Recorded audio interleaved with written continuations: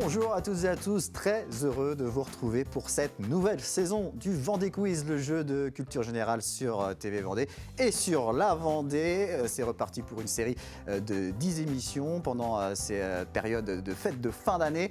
Et donc on va se retrouver chaque jour avec de nouveaux candidats qui vont s'affronter et tenter de remporter de beaux cadeaux en répondant à des questions sur la Vendée. On va tout de suite commencer avec les présentations de nos deux premiers candidats. À ma droite, Virginie. Bonjour Virginie. Bonjour. Vous nous venez de Chauchet. Tout à fait. Vous êtes passionnée par la culture locale et vous aimez les défis, c'est pour ça que vous êtes venu ici. Vous aimez la mode, la musique, le stand-up, le cinéma et la danse. Vous faites partie d'une grosse association de danse à Chauchet. L'association Cadence. D'accord. Tout à fait. Présentez-la moi en quelques mots. Alors, c'est deux profs passionnés de danse. C'est un couple très passionné de danse. On est plus de 300 adhérents, ou un peu plus même si je ne me trompe pas, de tout âge, tout petit. Donc, par exemple, ma fille toute petite de 3 ans en fait depuis cette année, jusqu'à plus de 70 ans. Très bien. Et on se produit sur La Roche-sur-Yon, voilà, une fois dans l'année, plus les dîners spectacles, etc. D'accord. Voilà. Face à vous Virginie, Christophe. Bonjour Christophe. Bonjour Aurélien. Alors vous nous venez du Poiré-sur-Vie et vous êtes notamment éducateur de football à la Bruffière. Vous aimez la montagne, la randonnée, la nature et vous aimez aussi cuisiner et manger. Exactement, ouais. Est-ce que vous avez une spécialité ? Oh, j'aime bien le risotto et là, bon, ça va être la période des fruits de mer, donc j'aime bien un petit peu tout ce qui touche à la mer. On est bien servi en Vendée. Et vous êtes préparé pour ce Vendée Quiz ? Alors, je suis toujours prêt, moi. Je suis là pour m'amuser. Eh ben, c'est justement ça qu'on va faire. On va s'amuser tout en apprenant beaucoup de choses sur la Vendée. Je vais vous expliquer les règles du jeu. Il y aura 2 manches où vous allez vous affronter, puis une manche finale. La première manche, vous allez répondre à 4 questions chacun individuellement. Dans la deuxième manche, vous allez répondre à un questionnaire de rapidité avec les buzzers. Et puis, celle ou celui qui aura le plus de points à l'issue de ces 2 manches disputera la manche finale et tentera de remporter tous ces cadeaux. Idéorama vous offre un globe déco qui va attirer immédiatement le regard pour rêver à vos prochains voyages. Le casse-croûte vendéen vous offre ce coffret gourmand composé d'une confiture pleine de saveurs, une terrine généreuse et un assortiment de bonbons pour une touche sucrée.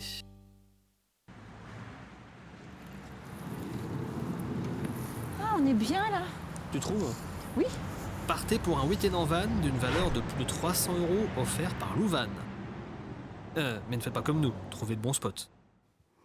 Et pour gagner tous ces cadeaux, il va falloir donc passer les différents paliers de la finale.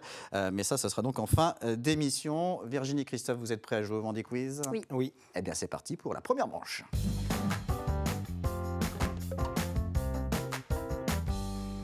La première manche, c'est le QCM. Je vous le disais, des questions individuelles avec à chaque fois 4 propositions de réponses. Et on va commencer avec vous, Virginie. Je vais vous demander de trouver le nom d'une personnalité vendéenne. On lui doit le festival de Poupée ou encore les Meules Bleues. Comment s'appelle-t-il ? Réponse A, Philippe Latombe. Réponse B, Philippe Gentot. Réponse C, Philippe Mindron. Ou réponse D, Philippe Catherine. Philippe Mindron. La réponse C, vous n'avez pas hésité Virginie, non, et c'est une bonne réponse, Philippe Mindron. Et je vous propose de voir quelques images de ce créateur de festival de poupées. Ce festival, il ressemble à la personnalité de Philippe. Philippe est un meneur, quelqu'un qui entraîne. Personne ne mesure le temps qu'il a pu y consacrer, l'énergie qu'il a pu y donner. Il faut une vraie énergie pour emmener une équipe comme la nôtre. Il a cette faculté de toujours surmonter les moments les plus difficiles, toujours avec la banane, avec le sourire, voilà. Et sauf que dans son fort intérieur et sa cuisine. Nous te disons merci. Festival de poupées créé en 1987. Un point pour vous, Virginie. Christophe, regardez cette image. Et vous qui êtes amateur de sport, je pense que ce sera assez facile pour vous aussi. Comment s'appelle ce grand complexe sportif situé à La Roche-sur-Yon, comprenant notamment un club de tennis et un hippodrome ? Réponse A, les terres blanches. Réponse B, les terres noires. Réponse C, les terres rouges. Ou réponse D, les terres cuites. Réponse B, les terres noires. Et là non plus, il n'y a pas eu d'hésitation en effet. Bonne réponse, ce sont les terres noires, un site de plus de 8 hectares qui permet la pratique d'une quinzaine d'activités différentes. L'hippodrome, lui, s'étend sur 20 hectares. Partout. C'est à votre tour de nouveau, Virginie. Et avant la question, regardez un extrait de l'émission Vivez la Vendée avec Anaïs Escalona. Ça peut être compliqué parce que c'est pas dans notre éducation. Mais surtout en Vendée, non ? Aussi en Vendée, oui. En France, je pense en général. Mais après, faut le tester pour. Alors vous voyez, on était dans un camping et moi je vais vous demander quelle est la particularité de ce camping situé à Saint-Martin-Lars en Sainte-Hermine. Est-ce qu'il s'agit, réponse A, du seul camping réservé aux adultes en Vendée, réponse B, le seul camping en Vendée où l'alcool est interdit, réponse C, le seul camping naturiste de Vendée, ou réponse D, le seul camping où on ne peut pas rester dormir? Je dirais réponse A. Réponse A, le seul camping réservé aux adultes. Et non, c'était la réponse C, le seul camping naturiste de Vendée. On regarde un nouvel extrait de Vivez la Vendée sur ce camping. Il y a beaucoup de demandes, surtout qu'on est dans un camping qui a un certain standing, un super cadre. Et quand en général la clientèle naturiste recherche le calme et le repos, c'est aux colombiers qui viennent parce que c'est ici qu'on le trouve en général. Alors vous restez à un point. Virginie, c'est à vous. Christophe, justement, on parlait de camping naturiste. Eh bien moi, je vais vous demander combien y a-t-il de plages naturistes en Vendée? Réponse A, 1. Réponse B, 9. Réponse C, 24. Ou réponse D, 53. Je dirais 1. Une plage naturiste en Vendée. Eh bien, on va voir la réponse en image tout de suite avec une carte de la Vendée. Regardez. Eh bien non, il y en a plus. Il y en a 9 à l'île-Dieu, Notre-Dame-de-Mont, Saint-Hilaire-de-Riez, Noirmoutier, l'île Bretignolles-sur-Mer, la Barre-de-Mont, Olonne-sur-Mer, la Faute-sur-Mer et la Tranche-sur-Mer. Donc on en reste à un partout. Virginie, regardez ces images.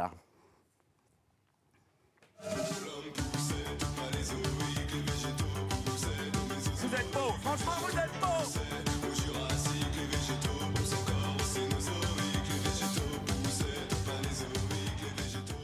Alors vous avez reconnu, on en a parlé tout à l'heure, il s'agit Festival de poupées. du Festival de poupées, en effet. Et moi, je vais vous demander parmi ces artistes ou groupes, lequel était à l'affiche du Festival de poupées 2025. Réponse A, Gims. Réponse B, Vianney. Réponse C, Hugo Frey. Ou réponse D, Philippe Catherine. Sur l'édition de cette année.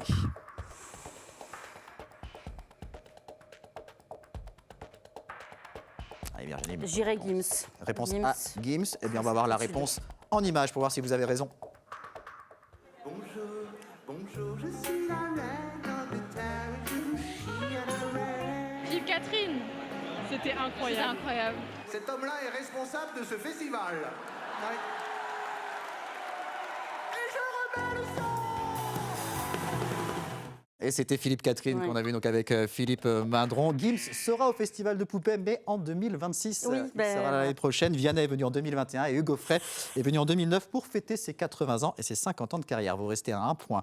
Virginie, Christophe, quelques images également pour vous avant de vous poser votre troisième question. Regardez, on est sur un événement qui a lieu tous les ans en Vendée, c'est la fête de l'agriculture avec différentes animations. C'est organisé par les jeunes agriculteurs.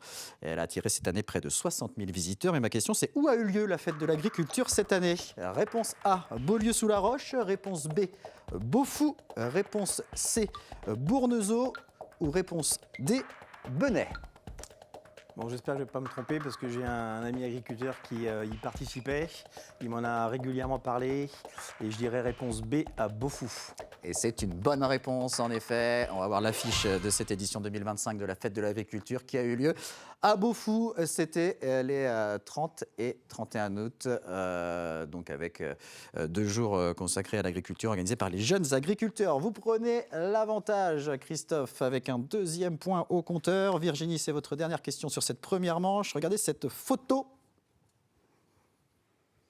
On va voir tout de suite cette photo, donc un pont. Et moi, je vais vous demander comment s'appelle ce pont qui est situé à Saint-Laurent-sur-Sèvre et qui a été sélectionné par la mission patrimoine de Stéphane Bern pour être restauré. Est-ce qu'il s'agit du pont de Boisseau, réponse A, du pont Eiffel, réponse B, du pont Péplu, réponse C, ou du pont des Rations, réponse D? Je pense au pont Eiffel. Pont Eiffel, réponse B, et c'est une bonne réponse. En effet, ce pont Eiffel qui enjambe la Sèvre nantaise à Saint-Laurent-sur-Sèvre, et sa construction remonte à la fin du 19e siècle. Le pont de Boisseau est situé à Saint-Georges-de-Montaigu, le pont du Péplu à Roche-Servière. De partout, dernière question de cette première manche avec vous, Christophe. Là aussi, regardez cette photo. C'est un monument qui s'appelle le monument de la Norvège. Il est situé sur les quais de Port-Joinville à l'île-Dieu. Mais à qui rend hommage ce monument de la Norvège? Réponse A, aux soldats morts lors de la Première Guerre mondiale. Réponse B, aux soldats morts lors de la Seconde Guerre mondiale. Réponse C, à des sauveteurs morts noyés. Ou réponse D, aux pêcheurs disparus. Bon, je vais rester dans le thème de l'île, je vais dire aux pêcheurs disparus. Vous dites la réponse D, pêcheurs disparus. Et non, c'était la réponse C. Il y a des sauveteurs morts noyés lors d'une opération de sauvetage en mer pour secourir un navire norvégien en détresse. C'était les 26, 27 et 28 janvier 1917. Et la Société nationale de sauvetage en mer rend hommage aux marins du canot Paul Tourelle et aux naufragés du cargo norvégien. Eh bien, égalité parfaite à l'issue de cette première manche, 2 partout. Rien n'est joué, donc on passe tout de suite à la deuxième manche.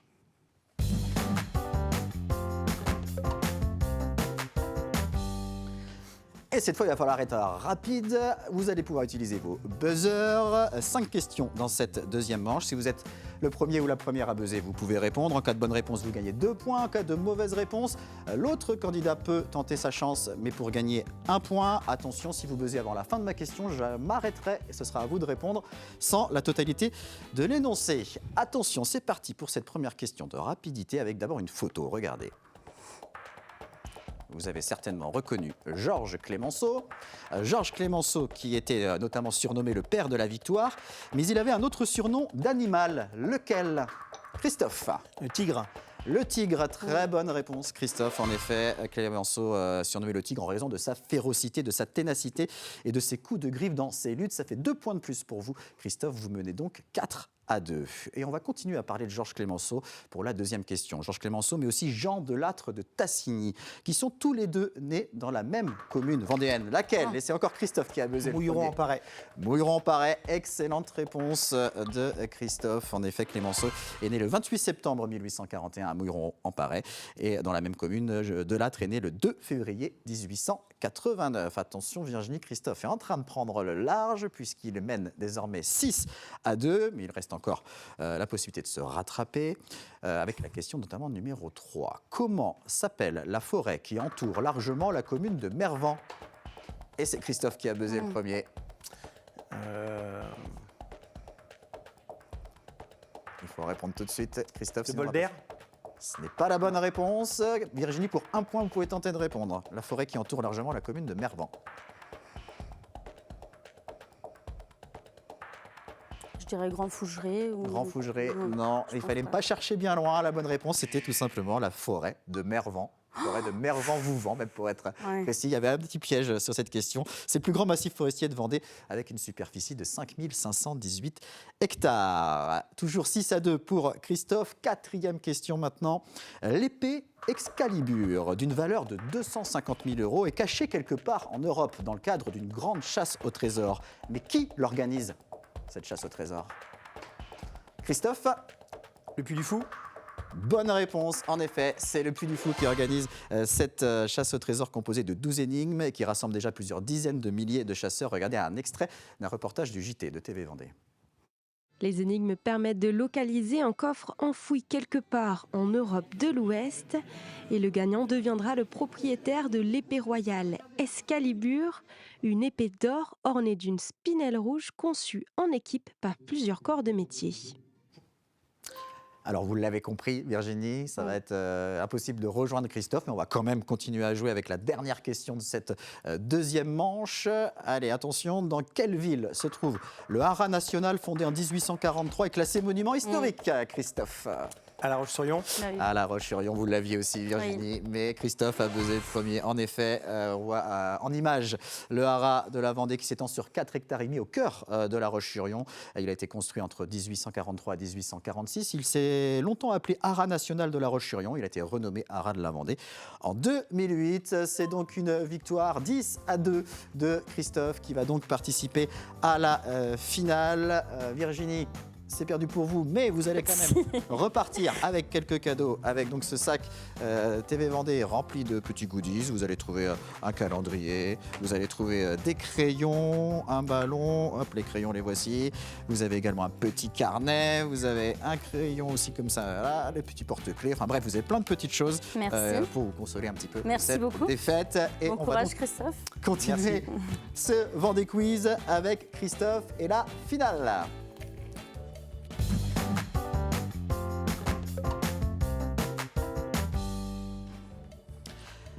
Christophe, vous allez donc avoir 4 questions pour essayer d'atteindre 3 paliers et donc accumuler des cadeaux à chaque palier. On revoit les cadeaux que vous pouvez gagner.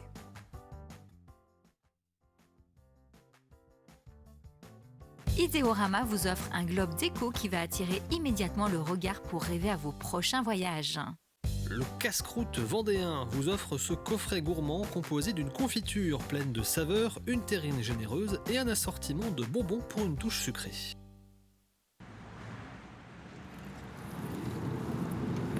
Ah, on est bien là. Tu trouves? Oui.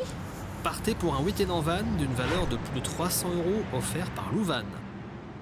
Mais ne faites pas comme nous, trouvez de bons spots.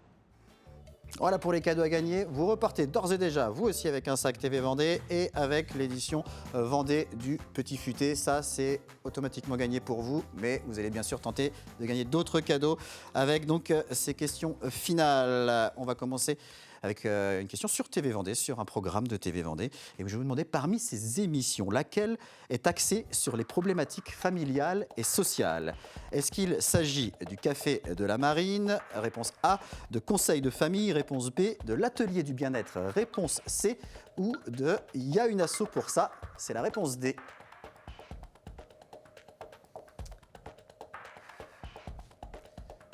Réponse B, conseil de famille. Réponse B, conseil de famille. Eh bien, on va voir si c'est la bonne réponse en images.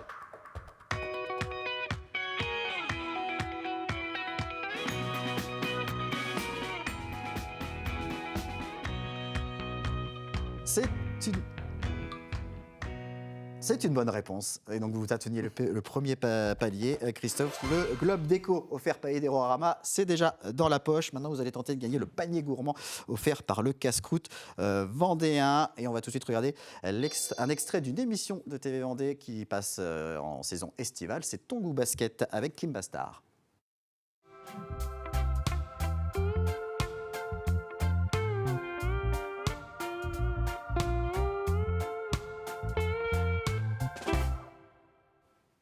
Alors, la question elle est très simple. Quelle est cette activité pratiquée par Kim? Est-ce qu'il s'agit, réponse A, du flybike, réponse B, du waterbike, réponse C, du glissbike ou réponse D, du H2O bike?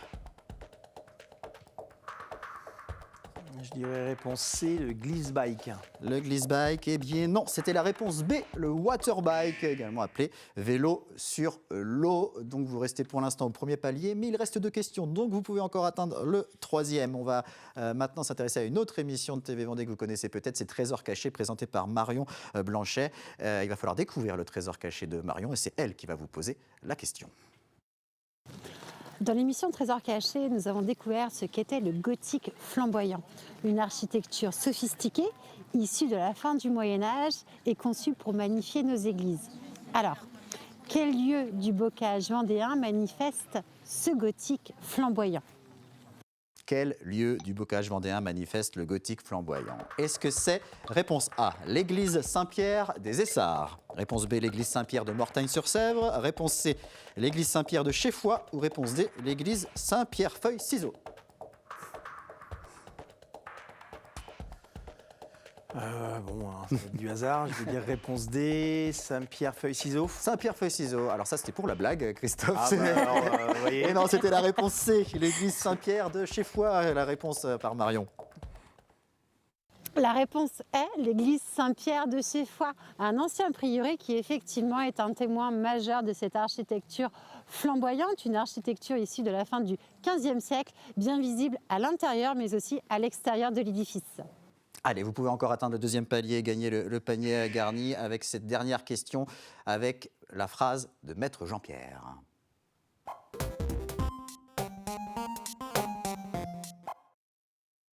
Dans l'émission comme toujours, qui va vous parler en patois maraîchin. C'est même pas patois vendéen, c'est patois maraîchin du nord-ouest Vendée. Il va falloir vous décrypter sa phrase. Écoutez donc Jean-Pierre. Bon, faut écouter ce que j'ai à dire. Et mesdames, Jola, la Béingoul des Badiola, la messe de manette. Alors, est-ce que Jean-Pierre parle de quelqu'un qui a une drôle de tête? Réponse A. Réponse B, qui fait la tête. Réponse C, qui a la tête dure. Ou réponse D, qui a la tête ailleurs. Petite choula, la Béingouille des Boulailles, la maïs de Mainette. Alors, je l'ai sûrement très mal dit, mais c'est à peu près ça. Allez, qui a la tête ailleurs? Réponse D, qui a la tête ailleurs. Bonne réponse, Christophe, en effet. Quelqu'un qui a la tête de quelqu'un qui sort de la messe de minuit. C'est un petit peu ça la traduction. Et donc, quelqu'un qui a la tête ailleurs. Donc, vous passez le deuxième palier. Vous remportez donc le panier garni du casse-croûte vendéen. Bravo, Christophe. Merci beaucoup. Merci beaucoup, Virginie, également pour votre participation. Vous avez un petit mot à passer avant qu'on se quitte? Oui, je souhaitais passer le bonjour à mon conjoint, mes enfants, ma famille, mes amis et tous mes camarades de Cadence. Voilà. Très bien. Eh bien, merci beaucoup pour votre participation. Merci. Merci beaucoup, Aurélien. Et on se retrouve très vite, chers téléspectateurs, pour un nouveau numéro de Vendée Quiz.